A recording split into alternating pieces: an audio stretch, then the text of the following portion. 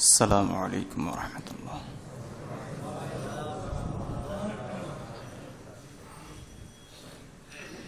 رب لك الحمد كما ينبغي لك لجلال وجهك وعظيم سلطانك. اللهم صل وسلم على محمد وعلى آله وأصحابه وبارك. أما بعد، فأعوذ بالله من الشيطان الرجيم. بسم الله الرحمن الرحيم. قد أفلح المؤمنون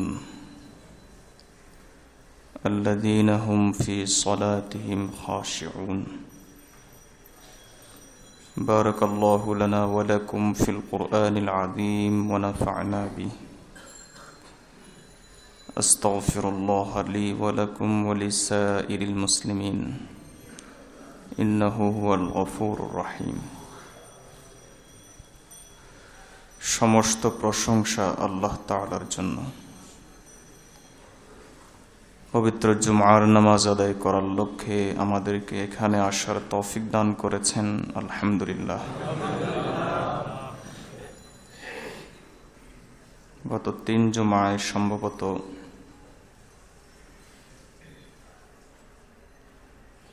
ইসলামের সবচাইতে গুরুত্বপূর্ণ ইবাদত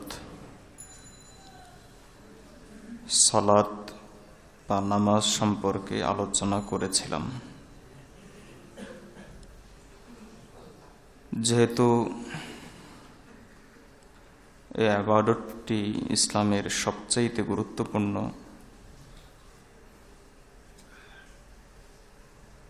এমনকি এতটাই গুরুত্বপূর্ণ ইসলামের অধিকাংশ ফকিহ, সাহাবায়ে কেরামের অধিকাংশ সাহাবী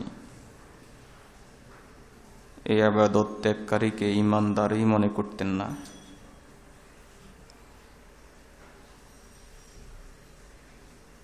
হযরত আব্দুল কাদের জিলানী রাহমাতুল্লাহ আলাইহি বলতেন,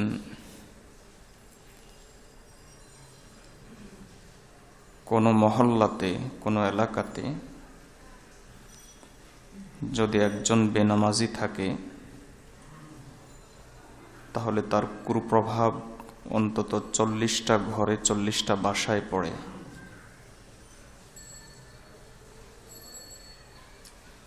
বুজুর্গানে দ্বীন, আল্লাহর ওলিগণ যারা এই ইবাদতের হাকিকত বুঝেছেন,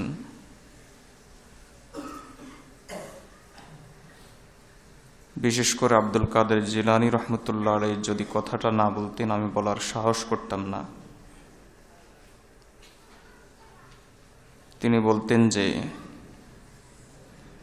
বেনামাজি শুকরের চাইতেও খারাপ।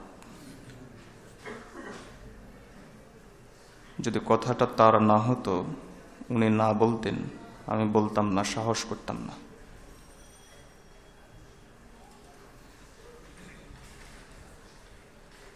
এতটাই গুরুত্বপূর্ণ ইবাদত ইসলামের মধ্যে সালাত বা নামাজ,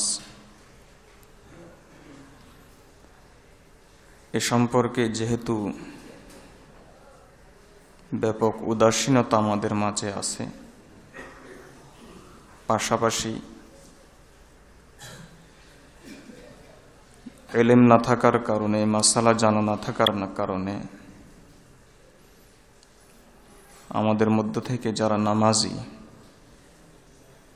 তারাও অনেক সময় নামাজে ভুল ভ্রান্তি করে থাকেন।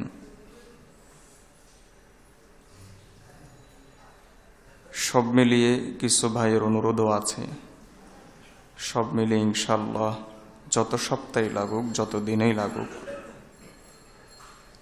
নামাজ সম্পর্কে বিস্তারিত আলোচনা করার চেষ্টা করব ইনশাআল্লাহ। ফাঁকে ফাঁকে মৌসুমি আলোচনা আসবে, দরকারি আলোচনা আসলে তাও করা হবে। কিন্তু নামাজ সম্পর্কে আলোচনা বিস্তারিতভাবে আলোচনা করা হবে ইনশাআল্লাহ।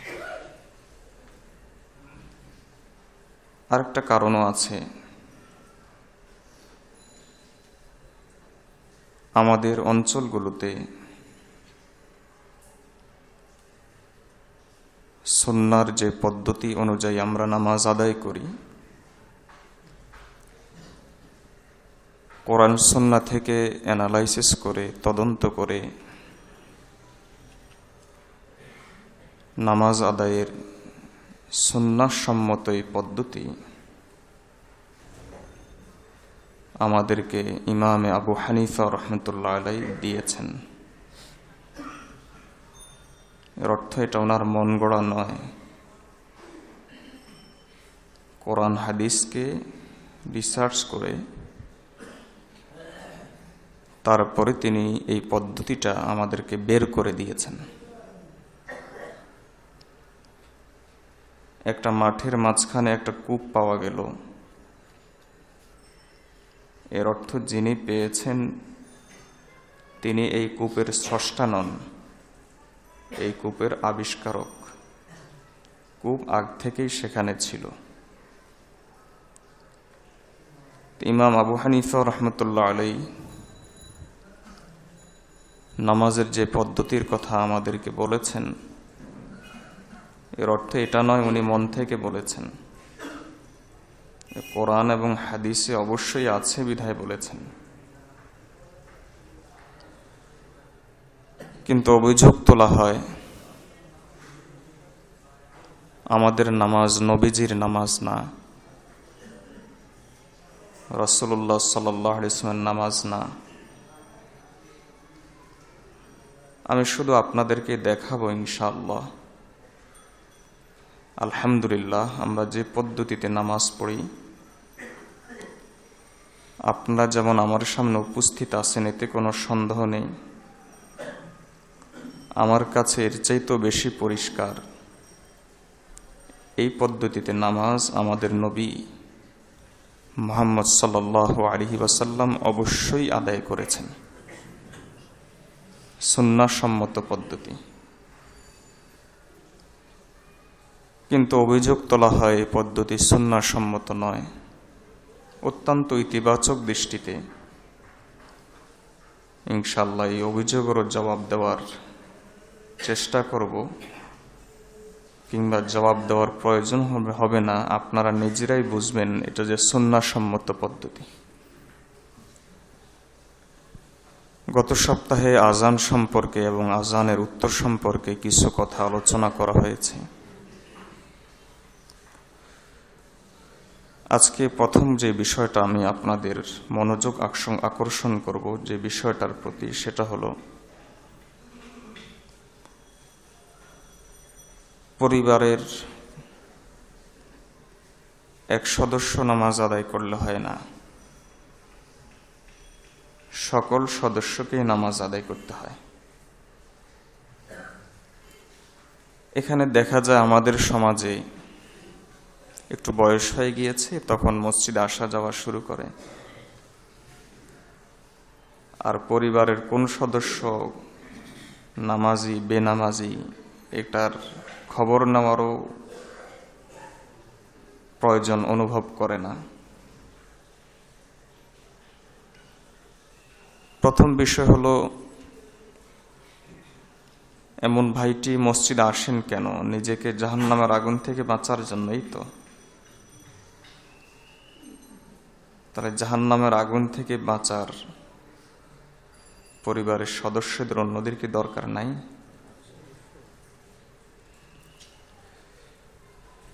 মনে করুন ধরে নিন, এবং যেটা ধরে নেবেন আখিরাতের জন্য এটা শতভাগ নয়, এর চাইতে বেশি সত্য। কথার কথা, আল্লাহ মাফ করুন, আমার বাসায় আপনার বাসায় অথবা কারো বাসায় আল্লাহর কাছে পানা চাই, আল্লাহ আমাদের সকলকে দুনিয়া এবং আখিরাতের সব বিপদ থেকে হেফাজত করুন। কথার কথা, কারো বাসায় আগুন লাগলো, কোনোভাবে বেঁচে গেলাম, আমার অত্যন্ত আদরের সন্তানাদি স্ত্রী সে বাসায় রয়ে গেল, তখন তাকে আগুন থেকে রক্ষা করার জন্য আমার কি পরিমাণ চেষ্টা, হায় হুতাশ, দৌড়ঝাঁপ থাকে। জাহান্নামের আগুন থেকে বাঁচানোর জন্য আমি নামাজি হওয়ার পর আমার পরিবারের সদস্যদেরকে বাঁচানোর জন্য এই পরিমাণ চেষ্টা কি আমার আছে? যদি থাকে, এরপরে যদি তারা নামাজ না পড়ে, তাহলে আল্লাহর কাছে হয়তো পার পাওয়া যাবে, জবাব দেওয়া যাবে। কিন্তু যদি না থাকে, কোরআন মজিদ আল্লাহ পরিষ্কার ভাষায় নির্দেশ দিয়ে রেখেছেন, কু আনফুসাকুম ওয়া আহলিকুম নারা, নিজেরা জাহান্নামের আগুন থেকে বেঁচে গেলে হবে না, এতটুকুই যথেষ্ট নয়। এতটুকু পরিবারের নাজাতের জন্য যথেষ্ট তো নয়, নিজের নাজাতের জন্য যথেষ্ট নয়, নিজে বাঁচার জন্য যথেষ্ট নয়। এতটা স্বার্থপর কোনো মুসলমানকে আল্লাহ হতে দেন না। এজন্য আল্লাহ তাআলা নির্দেশ হলো, নিজে বাঁচো, পরিবারকে বাঁচাও, ওয়া আহলিকুম।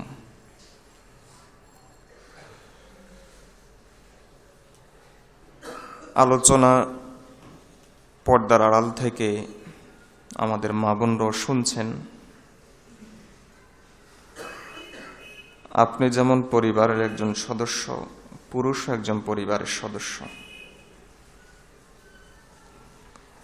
অনেক সময় স্বামী নামাজ সম্পর্কে গাফিল থাকে, অনেক সময় স্ত্রী গাফিল থাকে। হাদিসে এসেছে, পরস্পর পরস্পরকে যদি জাগায়, তাহলে এই আচরণটা আল্লাহর কাছে সবচাইতে বেশি ভালো লাগে। এমনকি রাসূলুল্লাহ সাল্লাল্লাহু আলাইহি ওয়াসাল্লাম আমাদেরকে স্বামী স্ত্রীর ভালোবাসাও শিখাচ্ছেন। বলেন যে পানির ছিটা দিয়ে জাগাও, মুখের মধ্যে পানির ছিটা দিয়ে জাগাও স্বামী স্ত্রী পরস্পরকে, কারণ তাদের সম্পর্কটাই হলো এরকম। এতে অপরের প্রতি ভালোবাসা বাড়ে। প্রত্যেক পরিবারেই তার পারিবারিক জীবন শুরু করে বিয়ে শাদীর মাধ্যমে। বিয়েতে ইমাম সাহেব, হুজুর সাহেব খুতবা দিয়েছেন, খুতবার মর্মার্থ কখনই কি বুঝেছেন? 3টা আয়াত বিয়ের খুতবাতে পড়া হয়। 3টা আয়াতে আল্লাহর ভয় সম্পর্কিত, আল্লাহ ভীতি সম্পর্কিত, আল্লাহর ভয়। মুফাসসিরিনে কেরাম, মুহাদ্দিসিনে কেরাম, উলামায়ে কেরাম লেখেন যে স্বামী স্ত্রীর জীবনে আল্লাহ ভীতি থাকে না, দুনিয়াতে শান্তিতে থাকবে অশান্তিতে থাকবে সেটা পরের বিষয়, কিন্তু অভিজ্ঞতা হলো দুনিয়াতেও শান্তিতে থাকে না। হয় স্বামী আল্লাহর কাছে পানা চায়, পরকীয়াতে জড়ায়, কিংবা স্ত্রী জড়ায়, অথবা অন্য কোনো সমস্যা হতে পারে।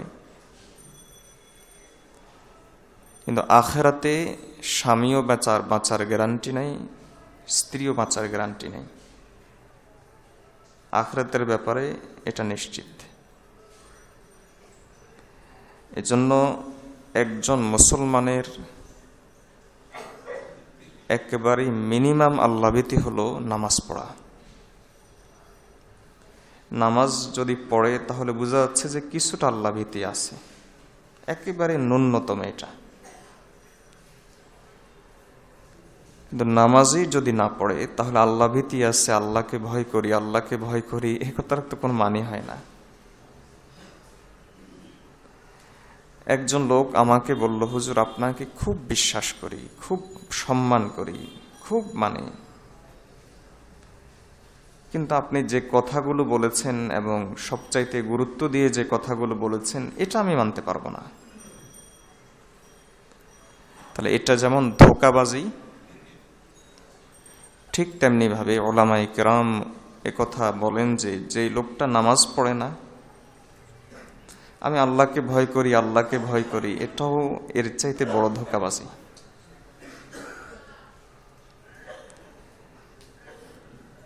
কথার ফাঁকে ফাঁকে আজকে অনেক দিন পর কথাটা মনে উঠেছে আব্দুল কাদের জিলানী রহমতুল্লাহ আলাইহির কথা। আব্দুল কাদের জিলানী রহমতুল্লাহ আলাইহি না বললে আমি বলেছি, আমি বলতে সাহস করতাম না। কথার ফাঁকে ফাঁকে সে কথাটা মনে করেই দিচ্ছি। তিনি বলেন যে বেনামাজি একটি শূকরের চাইতেও খারাপ। বেনামাজি শূকরের চাইতেও খারাপ। তা আমাদের পারিবারিক জীবনটা শুরু হয় আল্লাহকে ভয় করা নিয়ে। আল্লাহ ভীতি একটা পরিবারের মধ্যে যদি না থাকে, তা দুনিয়ার জন্য অশান্তি, আখিরাতের জন্য অশান্তি তো আছেই। বিয়ের পর বাচ্চা কাচ্চা হয়, সন্তানাদি হয়। রাসূলুল্লাহ সাল্লাল্লাহু আলাইহি ওয়াসাল্লাম বলেন যে 7 বছর বয়স হলেই তাকে নামাজের নির্দেশ দাও। মুরু সাবিয়ানাকুম বিসসালাতি ওয়া হুম 7 সিনিন। 7 বছর বয়স হলেই তাকে নামাজের নির্দেশ দাও।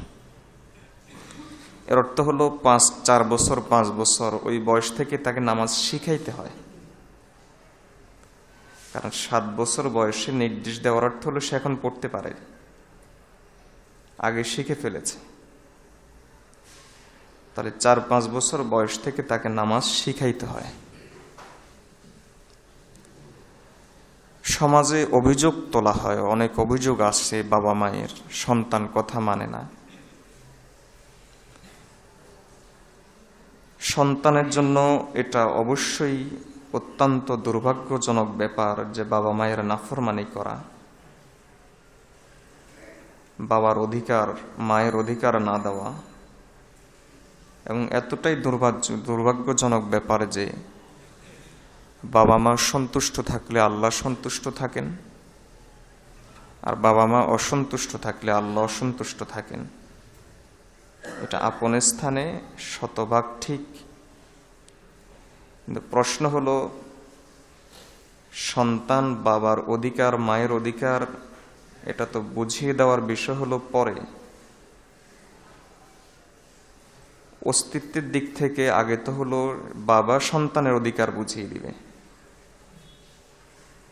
আর সন্তানের সবচাইতে বড় অধিকার, মৌলিক অধিকার, তাকে দুনিয়ার ব্যাপারে এস্টাবলিশ করা নয়। সে যদি প্রাপ্তবয়স্ক হয়ে যায়, এরপরে তার পথ সে ধরতে পারে, এজন্য আল্লাহর কাছে আপনার জবাবদিহি করতে হবে না। এরপরও যদি আপনি করেন, এটা তার প্রতি দয়া। তার মৌলিক অধিকার ছিল তাকে দ্বীনের প্রাইমারি লেভেলের শিক্ষাগুলো তাকে দেওয়া। নামাজ কত রাকাত, কিভাবে নামাজ পড়তে হয়, ওযু কিভাবে করতে হয়, রোজা কিভাবে করতে হয়, রোজা কিভাবে রাখতে হয়, সূরা কেরাত যেগুলো নামাজের জন্য অত্যন্ত জরুরি সেগুলো মুখস্থ শিখানো। এটা একজন বাবার জন্য, একজন মায়ের জন্য ফরজ। শুধু ফরজ নয়, আপনি 5 ওয়াক্ত নামাজ পড়া যেমন ফরজে আইন, একজন বাবা মায়ের জন্য এটা ফরজে আইন। তা আমার সন্তানকে আমি কি সেই শিক্ষাটা দিয়েছি? 7 বছর বয়স থেকেই তার অধিকার হরণ শুরু করে দিয়েছি। অধিকার হরণ করাটাকে জুলুম বলা হয়। সন্তানকে আদর করলে আদর হয়ে যায় না। জেলখানাতে যেই ফাঁসির আসামিটা থাকে তাকেও তো ভালো ভালো খানা খাওয়ানো হয়, তাকেও তো তার শেষ ইচ্ছা পূরণ করা হয়। তো সন্তানকে আদর করলাম, এরপরে তার জন্য মাথার ঘাম পায়ে ফেললাম, আল্লাহর বান্দা, এটা প্রকৃত আদর না, এটা হলো জেলখানার ফাঁসির আসামিতে ভালো খাওয়ানোর মতো। প্রকৃত আদর হলো সন্তানকে দ্বীন শিক্ষা দেওয়া। মাওলানা হওয়া জরুরি না, আলেম হওয়া জরুরি না, ওটা ফরজে কেফায়া। একটা মহল্লাতে এক মহল্লাতে একজন থাকলেই বাকি সকলের ফরজ আদায় হয়ে যায়, জানাজার নামাজের মতো। একজন আলেম এক মহল্লাতে থাকলেই বাকি সকলের থেকে ফরজ আদায় হয়ে যায়, ফরজে কেফায়া। আর প্রত্যেকেই নামাজ রোজা আদায় করতে হলে, একজন মুসলিম হিসাবে জীবন যাপন করতে হলে যতটুকু ইলম জানা থাকা জরুরি, ততটুকু ইলম নিজে জানা ফরজ আইন, পরিবারের সন্তানকে জানানো, তাকে শিক্ষা দেওয়া ফরজ আইন। এই দায়িত্বটা আমরা কয়জন আদায় করি? তো দুর্নীতি তো শুরু হয় বাবার পক্ষ থেকে, তারপরে ওই সন্তান যখন বড় হয় তখন ওই দুর্নীতিটা শুরু হয় সন্তানের পক্ষ থেকে। জুলুম শুরু হয় বাবার পক্ষ থেকে, মায়ের পক্ষ থেকে। ওই সন্তান যখন বড় হয় তখন ওই জুলুমের জবাব শুরু হয় সন্তানের পক্ষ থেকে। বাস্তব বিষয়গুলো বুঝতে হবে। আল্লাহ এবং তার রাসূল সাল্লাল্লাহু আলাইহি ওয়াসাল্লাম আমাদেরকে যে দিক নির্দেশনা দিয়েছেন, এর চাইতে চমৎকার, এর চাইতে সুনিপুণ, সব দিক থেকে পরিপূর্ণ, সম্পন্ন আর কোনো কিছু হতে পারে না। রাসূলুল্লাহ সাল্লাল্লাহু আলাইহি ওয়াসাল্লাম বলেছেন যে সন্তানকে 7 বছর বয়স থেকে নামাজের আদেশ দাও। এই ফরজ আইন দায়িত্বটা আমরা কয়জন পালন করি? যাদের সন্তান বড় হয়ে গিয়েছে, আল্লাহর আদালতে জবাব দেওয়ার আগে যদি সন্তানকে কাছে টেনে আদর করে বুঝান, বাবা মা তোমরা বড় হয়ে গিয়েছ, তোমাদের উপর আমি জুলুম করেছি নামাজ শিক্ষা না দিয়ে, প্রয়োজন মাফিক কোরআন শিক্ষা না দিয়ে তোমাদের উপর জুলুম করেছি, মাফ করে দাও, আর আজকে থেকে নামাজি হও, আজকে থেকে ঠিকমতো 5 ওয়াক্ত নামাজ পড়ো, আমি একজন হুজুর রাখার ব্যবস্থা করতেছি, কোরআন শিক্ষার ব্যবস্থা করছি, তোমাকে অন্তত যে কেরাতগুলো না পড়লে নামাজ আদায় হবে না, প্রয়োজন অনুযায়ী 2-4-5টা কেরাত তোমাকে শিখাবে। এই পদক্ষেপটা যদি আজকে থেকে নেন আর সন্তান যদি দুনিয়াতে মাফ করে দেয়, তাহলে তো হয়ে গেল। আর সন্তানের দিলও রেখাপাত করবে, দাগ কাটবে। যদি সন্তান আসলে সন্তান হয়, বাবা মায়ের ব্লাড যদি তার মধ্যে থাকে, কিছুটা হলো তার দিলে দাগ কাটবে, কিছুটা হলো সে শুদ্ধ হওয়ার চেষ্টা করবে, কিছুটা হলো দিল নরম হবে। আর যদি দুনিয়াতে মাফ করে দেয় তাহলে তো মাফ পেয়ে গেলেন। আর যদি মাফ না করে তাহলে আখিরাতের জবাব দেওয়ার জন্য প্রস্তুত হয়ে যান। এটা আল্লাহর বান্দার হক, আল্লাহর হক না। আপনি নামাজ পড়েন নাই, নামাজ আদায় করেন নাই, এটা আল্লাহর হক। তওবা করলে আল্লাহ মাফ করবেন। বান্দার হক, তওবা করার পদ্ধতি হলো আগে বান্দার কাছ থেকে মাফ নিয়ে নেওয়া, এটা বান্দার হক। এবং সবচাইতে কাছের বান্দা আমার সন্তানের হক, সবচাইতে কাছের মানুষ। এটা ওয়াজ না আল্লাহর বান্দা, এটা মনে করবেন না যে আমি জুমার আলোচনা করছি, ওয়াজ করছি, কথা করছি, কোনো বিষয় এরকম না। এটা হলো আমাদের আখিরাতের নাজাতের প্রশ্ন, সন্তানের উপর জুলুম করার প্রশ্ন। আল্লাহ তাআলা আমাদেরকে এই বিষয়গুলো বোঝার তৌফিক দান করুন। আজকে থেকে সন্তানকে, যাদের সন্তান বড় হয়ে গিয়েছে, বিদেশ আছে, চাকরি করে, হয়েছে কি, সন্তান তো সন্তানে, যত বড়ই হোক বাবা মায়ের কাছে সে ছোটই থেকে যায়। আপনি ফোন করে যদি কথার কথা ইংল্যান্ডে আছে, অস্ট্রেলিয়া আছে, আমেরিকায় আছে, 10 মিনিট খরচ করেন, চোখের পানি ছাড়েন, তার কাছে কাঁদেন, আমি জুলুম করেছি তোমার উপর, এ কথা বলেন, তাহলে যদি এই দুনিয়াতে মাফ করে মাফ পাবেন, আর না হয় আখিরাতে জবাব দেওয়ার জন্য প্রস্তুত হতে হবে। আখিরাতে জবাব দেওয়ার জন্য প্রস্তুতি গ্রহণ করতে হবে। আল্লাহ আমাদেরকে বিষয়টা বোঝার তৌফিক দান করুন। নিজে জামাতে আসা ছোট ছোট বাচ্চা যারা আছে, নামাজ পড়ার মতো উপযুক্ত হয়েছে তাদেরকে নিয়ে আসা। তাদেরকে নিয়ে আসার পরে তাদেরকে বুঝিয়ে শুনিয়ে কাতারের শেষ দিকে রাখা। আর মুসলিম সন্তান একেবারেই অবুঝ হলে হয়তো মসজিদে এসে দুষ্টমি করে, আর যদি অবুঝ না হয়, মোটামুটি বুঝের হয়, মসজিদে নিয়ে আসবেন। যদি মোটামুটি বুঝের হয়, আর বেশি যদি অবুঝ হয় তাহলে বাসাতেই নির্দেশ দিন, বাসাতেই শিখান। আর একটু যখন বুঝের হবে তখন মসজিদে আসা যাওয়ার অভ্যাসটা গড়ে তোলেন। একেবারে অবুঝ হলে রাসূল সাল্লাল্লাহু আলাইহি ওয়াসাল্লাম বলেছেন, এই ধরনের সন্তানকে মসজিদে এনো না। এর কারণ হলো এরা দুষ্টমি করবে, তার উপর তো নামাজ ফরজ না, তাকে শেখানোর উদ্দেশ্যে আনা হচ্ছে। আর যাদের নামাজ ফরজ তাদের নামাজ নষ্ট করবে, এজন্য তাদের থেকে দূরে রাখার জন্য বলা হয়েছে। কিন্তু মোটামুটি যদি বুঝের হয় তাহলে মসজিদে আনার অভ্যাস গড়ে তোলা, এটা জরুরি, খুব জরুরি। আল্লাহর বান্দা, আজকে থেকে এই টার্গেট করেন যে আমি নিজে নামাজি হব। আব্দুল কাদের জিলানী রহমতুল্লাহর কথা আবার বলে দিচ্ছি, বেনামাজি একজন শুকুরের চাইতেও খারাপ। এই জন্য আজকে থেকে প্রতিজ্ঞা করেন আমি নিজে নামাজি হব, পরিবারের সদস্যদেরকে নামাজি বানাবো। সবাই বলেন নাই তো? রাজি আছে ইনশাআল্লাহ? নিজে নামাজি হব, পরিবারের সদস্যকে নামাজি বানাবো ইনশাআল্লাহ। পুরুষ নামাজ পড়বে জামাতের সাথে, পুরুষের বৈশিষ্ট্য। মহিলারা নামাজ পড়বে বাসা বাড়িতে, এটা মহিলার বৈশিষ্ট্য। পুরুষ, রাসূল সাল্লাল্লাহু আলাইহি ওয়াসাল্লাম বলেছেন, যে পুরুষ লা সালাতা ফি জারিল মসজিদি ইল্লা ফিল মসজিদি,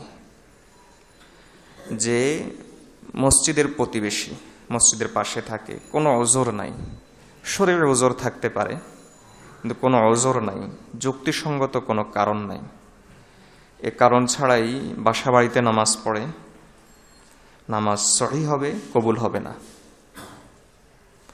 রাসূল সাল্লাল্লাহু আলাইহি ওয়াসাল্লাম বলেছেন যে যার বাসার পাশে মসজিদ আছে অথচ সে মসজিদ বাসায় নামাজ পড়ে, লা সালাতা, তার নামাজ কবুল, তার নামাজ কবুল হবে না। যেন পুরুষ নামাজ পড়বে মসজিদে। বিশেষত রাসূল সাল্লাল্লাহু আলাইহি ওয়াসাল্লাম তো এমনটিও বলেছেন যে 40 দিন কোনো ব্যক্তি তাকবীরুল্লাহর সাথে নামাজ পড়তে পারলে মুনাফিকের খাতা থেকে তার নাম কাটা যাবে। যারা জামাতের সাথে নামাজ পড়েন তারা এই টার্গেট করবেন। আর যারা জামাতের সাথে নামাজ পড়েন না তাদের জন্য সবচেয়ে কঠিন হাদিস আমার মনে হয় এটা। রাসূল সাল্লাল্লাহু আলাইহি ওয়াসাল্লাম বলেন যে আমার মনে চায় যুবকদেরকে একসাথ করে তারপরে কিছু শুকনো লাকড়ি জোগাড় করি, তারপর ওই সমস্ত মুসলিম পুরুষের ঘর জ্বালিয়ে দেই যারা বিনা কারণে মসজিদে জামাতে আসে না। কিন্তু এই কাজটা আমি করতে পারি না, যেহেতু ওই বাসাতে ওই ঘরে নারী এবং শিশু থাকে, এজন্য এই কাজটা আমি করতে পারি না। না হয় আমি করতাম, এটা আমার মনে চায়। এর চাইতে বড় কথা আর কি? নামাজ জামাতের সাথে পুরুষ আদায় করা মুসাফির ছাড়া, অক্ষমতা ছাড়া জামাত মাফ নাই। মুসাফিরের জন্য মাফ, আর যে ব্যক্তি অক্ষম তার জন্য, ওই পুরুষের জন্য জামাত মাফ। অন্যথায় জামাতের সাথে মসজিদে পড়া অধিকাংশ ফকির মতে ওয়াজিব। ওয়াজিব তরফকারী কবিরা গুনাহ করে। কিন্তু আমরা অনেক সময় এই ওয়াজিবটা তরক করি অলসতার কারণে, অথবা ওজর না থাকলে ওয়াজিবটা তরক করি, মুসাফির না হলে ওয়াজিবটা তরক করি।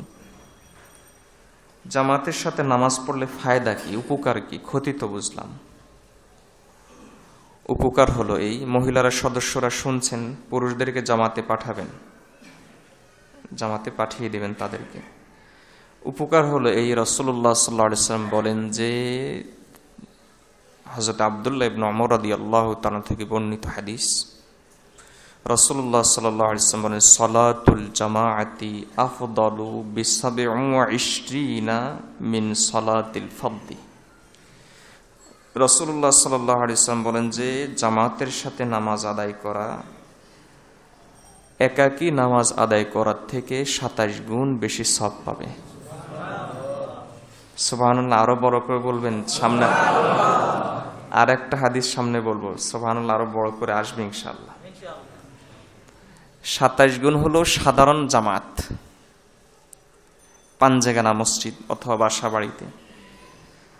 আর যদি জুমার মসজিদ হয়, রাসূলুল্লাহ সাল্লাল্লাহু আলাইহি ওয়াসাল্লাম বলেন বিখামসি মিআতি যায়ফিন, 500 গুণ বেশি নামাজ, 500 গুণ বেশি সওয়াব পাওয়া যায় জুমার মসজিদ হলে।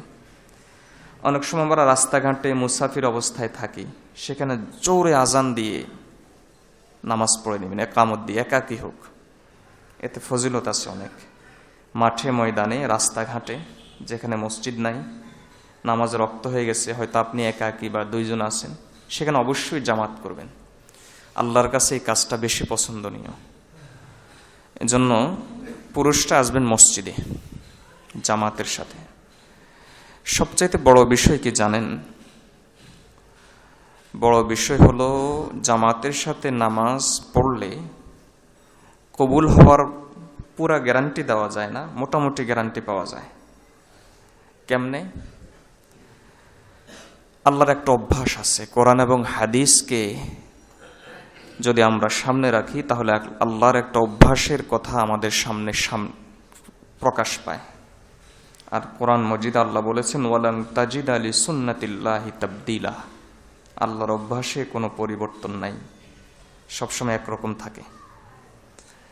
একসাথে অনেকেই মিলে একটা আমল করেছে, সেখান থেকে 2-1 জনেরটা কবুল করেছেন, 2-1 জনেরটা করেন নাই, এরকম আল্লাহর হয় না। আল্লাহ সাধারণত করেন কি, যে 1 জনেরটা কবুল করলে বাকি সকলেরটাই কবুল করে নেন তার ওসিলায়। এটা আল্লাহর কাছে অত্যন্ত প্রিয়। আসলে আল্লাহ তো বাহানা খোঁজেন আমাদেরকে কেমনে মাফ করবেন, আল্লাহ সবসময় বাহানা খোঁজেন। এটাই আল্লাহ বলেছেন যে ওয়াবতাগু ইলাইহিল ওয়াসিলা, বাহানা ধরো, বাহানা তালাশ করে করে খুঁজে খুঁজে খুঁজে খুঁজে বাহানা ধরো, আল্লাহ মাফ করবেন। তো জামাতের সাথে নামাজ আদায় করলে কথার কথা, এই জন্য জামাত যত বড় হয় তত ফজিলত বেশি। জামাতের সাথে নামাজ আদায় করলে কথার কথা যদি 1 জনেরটা কবুল হয় তাহলে ইনশাল্লাহ আপনারটা কবুল হয়ে গেছে। এই হলো ফায়দা। তো মহিলারা জামাতে আসবে না কেন? হ্যাঁ, এখানে আমাদের বর্তমান সমাজে একটা ফিতনা বা একটা আলোচনা খুব চাউর করা হচ্ছে, খুব চলছে। সেটা হলো যে মহিলাদেরকে মসজিদে আসতে বারণ করো না, হাদিসে আছে, অবশ্যই হাদিসে আছে, লা তামনাউহুন্না আনিল মাসাজিদি, হাদিসে আছে মহিলাদেরকে মসজিদে আসতে বারণ করো না। হাদিসে রাসূল সাল্লাল্লাহু আলাইহি ওয়াসাল্লাম এও বলেছেন যে লা তামনাউ আমা আল্লাহি আনিল মাসাজিদি, মহিলাদেরকে, আল্লাহর বান্দাদেরকে মসজিদে আসতে বারণ করো না। তো আল্লাহর বান্দা, হাদিসে আরেকটা শব্দ আছে ওয়াহুন্না তাফালাত, তবে শর্ত হলো তারা তাফালাত হতে হবে। এটা শোনাবে না, কারণ উদ্দেশ্য তো ফিতনা, এজন্য এটা শোনাবে না। এর বিপরীত যে হাদিসগুলো আছে সেটাও শোনাবে না, কারণ উদ্দেশ্য ফিতনা। উদ্দেশ্য হল হাদিস সামনে এনে হাদিস দেখিয়ে হাদিস অস্বীকার করা, হাদিস দেখিয়ে হাদিস অস্বীকার করা, এটা হলো উদ্দেশ্য। হাদিসের মধ্যে এসেছে রাসূলুল্লাহ সাল্লাল্লাহু আলাইহি ওয়াসাল্লাম বলেছেন যে ওয়া বুয়ুতুহুন্না খায়রুল লাহুন্না, মহিলাদের জন্য ঘর বাড়ি হলো উত্তম, বাসা বাড়িতে নামাজ পড়া এটা হলো মহিলাদের জন্য উত্তম। আমার কথা না, রাসূলের কথা, রাসূলুল্লাহ সাল্লাল্লাহু আলাইহি ওয়াসাল্লাম বলেছেন। হযরত আয়েশা রাদিয়াল্লাহু তাআলা আনহা আল্লাহ রাসূল সাল্লাল্লাহু আলাইহি ওয়াসাল্লামের চরিত্র, গতিবিধি, আচার আচরণ, উদ্দেশ্য, মনোবাসনা, কামনা, আবেগ, উচ্ছ্বাস, ইচ্ছা, রাগ সবচাইতে বেশি বুঝেছেন আল্লাহর নবীর যে স্ত্রী, তিনি হলেন হযরত আয়েশা রাদিয়াল্লাহু তাআলা। এজন্য আয়েশা রাদিয়াল্লাহু তাআলা হলেন এই উম্মতের সবচাইতে বড় শিক্ষিকা, মহিলাদের মধ্যে সবচাইতে বড় শিক্ষিকা। রাসূল সাল্লাল্লাহু আলাইহি ওয়াসাল্লাম আয়েশা রাদিয়াল্লাহু তাআলাকে আদর করতেন শুধু একমাত্র এই কারণে যে সবচাইতে বেশি ইলম শিখেছেন নবীজির থেকে হযরত আয়েশা রাদিয়াল্লাহু তাআলা আনহা। কারণ উম্মতের ফায়দা তার দ্বারা বেশি হয়েছে, এজন্য তাকে সবচেয়ে বেশি আদর করতেন। তো রাসূলুল্লাহ সাল্লাল্লাহু আলাইহি ওয়াসাল্লামের স্ত্রী হযরত আয়েশা রাদিয়াল্লাহু তাআলা বলেন যে লাউ আদরাকান নাবিয়্যু সাল্লাল্লাহু আলাইহি ওয়াসাল্লাম হাযা সামান, যদি রাসূলুল্লাহ সাল্লাল্লাহু আলাইহি ওয়াসাল্লাম এই জামানা পেতেন, এই যুগটা পেতেন, তাহলে তিনি যে বলেছেন যে তারা তাফালাতের ব্যাখ্যা এখনো বলি নাই, তারা তাফালাত অবস্থা মসজিদে যেতে পারবে, বারণ করো না, তিনি এই কথাটাও বলতেন না। লামানাউহুন্না আনিল মাসাজিদি, তাহলে অবশ্যই তাদেরকে মসজিদ থেকে বারণ করতেন। একদিকে রাসূলের ইচ্ছা হলো তারা ঘরে নামাজ পড়ুক, কারণ তিনি বলেছেন বুয়ুতুহুন্না খায়রুল লাহুন্না, ঘর বাড়ি হলো তাদের জন্য উত্তম, ঘরের চাইতে ঘরের কোণা উত্তম। আরেক হাদিসের মধ্যে এসেছে সবচাইতে নির্জন কামরা উত্তম। একদিকে এটা রাসূল সাল্লাল্লাহু আলাইহি ওয়াসাল্লামের ইচ্ছা, আরেকদিকে রাসূল সাল্লাল্লাহু আলাইহি ওয়াসাল্লামের ইচ্ছা, আবেগ, উচ্ছ্বাস সবচাইতে যিনি বেশি বুঝেছেন তিনি বলেন যে রাসূল সাল্লাল্লাহু আলাইহি ওয়াসাল্লাম যদি এই যুগে থাকতেন তাহলে মহিলাদেরকে মসজিদে আসা থেকে বারণ করতেন। এই সবগুলো একদিকে রেখে দিয়ে একটা হাদিস সামনে এনে বলা হয় যে মহিলাদেরকে মসজিদে জামাতে আসতে দাও। শুরু হয়ে গেছে এই বিষয়টা, এই ফিতনাটা শুরু হয়ে গেছে যে মহিলাদেরকে জামাতের মধ্যে আসতে দাও। রাসূলুল্লাহ সাল্লাল্লাহু আলাইহি ওয়াসাল্লামের ইচ্ছার চাইতে ওই হাদিসটাই তাদের চাইতে বেশি গুরুত্বপূর্ণ হয়ে গেছে। অথচ রাসূল সাল্লাল্লাহু আলাইহি ওয়াসাল্লাম সে হাদিসের মধ্যে শর্ত দিয়েছেন ওয়াহুন্না তাফালাত।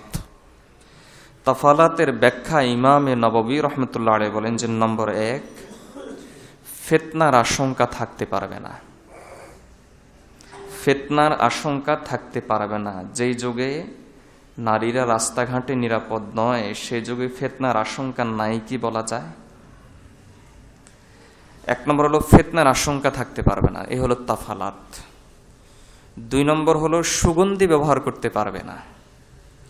3 নম্বর হলো তাদের জন্য সম্পূর্ণ আলাদা ব্যবস্থা থাকতে হবে। আপনারা যারা হজে গিয়েছেন মদিনায় দেখেছেন পুরা আলাদা ব্যবস্থা, সম্পূর্ণ আলাদা ব্যবস্থা। সৌদি আরবের মসজিদগুলোতে সম্পূর্ণ আলাদা ব্যবস্থা। আমাদের দেশে কি এই পরিবেশ আছে? 2 নম্বর হলো ওই সৌদি আরবের পর্দার ব্যাপারে তারা বেশি কঠোর, অত্যন্ত শক্ত কঠোর। আমাদের দেশে হলো যে দেশে নারী নীতি বাস্তবায়ন করা হয় সে দেশে পর্দার ব্যাপারে কঠোর, এ কথা কেমনে বলা হয়? যে দেশে পর্দার থেকে নারীদেরকে বের করার জন্য যাবতীয় চক্রান্ত চলে এবং বাস্তবায়িত হয় সে দেশে ফিতনা নাই, এটা কেমনে বলা হয়? এই সমস্ত বিষয় যদি থাকে তাহলে আমাদের মাযহাবও ইমাম আবু হানিফাও বলেন যে মসজিদ আসতে পারবে, তবুও রাসূলের ইচ্ছা হলো মসজিদে না আসুক। যদি এরকম পরিবেশ থাকে তাহলে রাসূল সাল্লাল্লাহু আলাইহি ওয়াসাল্লাম বলেন নিষেধ করো না, আসতে পারবে। আসতে পারবে এক জিনিস, আমার ইচ্ছা ভিন্ন জিনিস। আমার ইচ্ছা হলো তারা বাসা বাড়িতে পড়বে। এই কারণে আমাদের দেশের প্রেক্ষাপটে আমাদের দেশের মুফতি সাহেবগণ বলেন যে মহিলারা মসজিদে আসতে পারবে না, মহিলারা জামাতের সাথে নামাজ পড়বে না। তাহলে তারা 27 গুণ 500 গুণ থেকে কি বঞ্চিত হবে? 27 গুণ এবং 500 গুণ থেকে তারা বঞ্চিত হবে না, আলহামদুলিল্লাহ। কারণ কোরআন মজিদে আল্লাহ তাআলা বলেছেন মহিলা এবং পুরুষের আমলগত পদ্ধতিতে ভিন্ন হলেও সওয়াবে এক। পুরুষটা জেহাদে গিয়ে শত্রুর সাথে মোকাবেলা করে জেহাদের সওয়াব পায়, আর মহিলারা একই সওয়াব, একই মানের সওয়াব যখন তারা গর্ভবতী হয় তখন থেকে পেতে শুরু করে। পুরুষরা গলা কেটে শহীদ হয়ে রক্ত ঝরিয়ে শাহাদাতের সওয়াব পায়, আর কোনো মহিলা যদি বাচ্চা প্রসব করতে গিয়ে মারা যায় তাহলে সে শাহাদাতের সওয়াব পায়। পুরুষরা জামাতে এসে 27 গুণ 500 গুণের সওয়াব পায়। কোনো মহিলা যদি ঘরের সাধারণ জায়গাতে নামাজ পড়ে তাহলে 27 গুণ সওয়াব পাবে। দুইটা শর্ত, একটা হলো সাধারণ জায়গায়, বাসাবাড়ির সাধারণ জায়গায়, এবং যখন নামাজের ওয়াক্ত শুরু হয়ে যায় একবারে শুরু ওয়াক্তে, এই দুটা শর্ত পূরণ করলে তাহলে 27 গুণ সওয়াব পাবে। আর যদি নামাজের জন্য একটা নির্দিষ্ট স্থান করে নেয়, সবসময় সেখানেই নামাজ পড়ে, এবং ওই স্থানটা হলো বাসার সবচাইতে নির্জন জায়গা, সবসময় সেখানেই নামাজ পড়ে, আর এটা তার নামাজের জায়গা, নির্জন জায়গা, ইবাদত করার জায়গা, সবচাইতে নির্জন, আর ওয়াক্ত শুরু হওয়ার সাথে সাথে পড়ে, তাহলে 500 গুণ সওয়াব পাবে। পদ্ধতি ভিন্ন, পরিণাম এক, সওয়াব এক। পদ্ধতি ভিন্ন, সওয়াব এক। আল্লাহ কি মহিলাদেরকে ঠকিয়েছেন না জিতিয়েছেন? আজকে বলে দিচ্ছি আল্লাহর বান্দা, কোরআন এবং হাদিসের মধ্যে মহিলাদের সমান অধিকার নাই। হয় বেশি অধিকার, অন্যথায় সমান, একবারেই সব জায়গায় সমান অধিকার নাই। হয় বেশি অধিকার, অন্যথায় সমান অধিকার, নিচে তো নাই। মহিলাদেরকে হয় অগ্রাধিকারে দেওয়া হয়েছে অথবা সমান অধিকারে দেওয়া হয়েছে, কোনোখানে নিচে দেওয়া হয়নি। এবং অধিকাংশ জায়গাতে আলহামদুলিল্লাহ মহিলাদেরকে অগ্রাধিকার দেওয়া হয়েছে।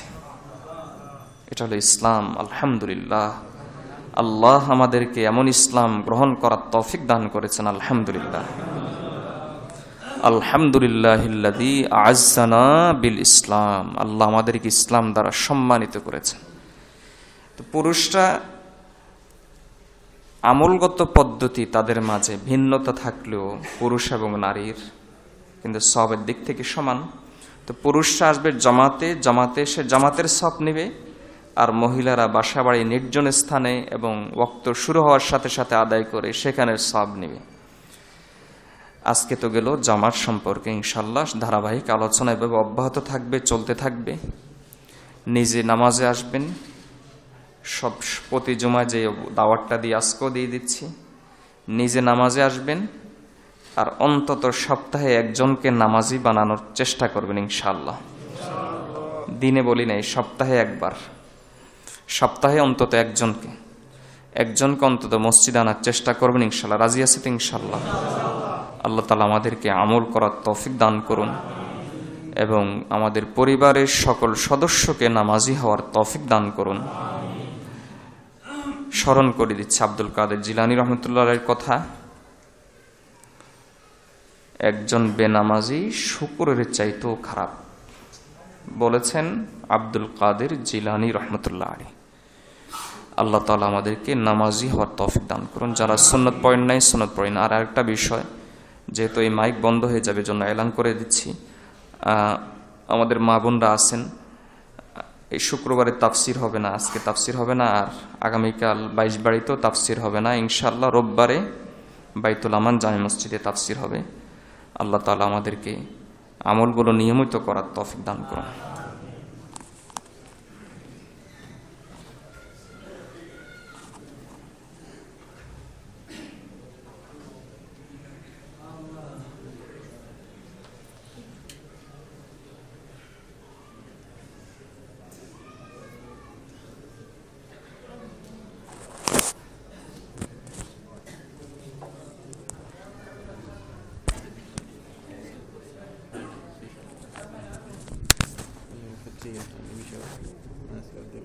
আচ্ছা,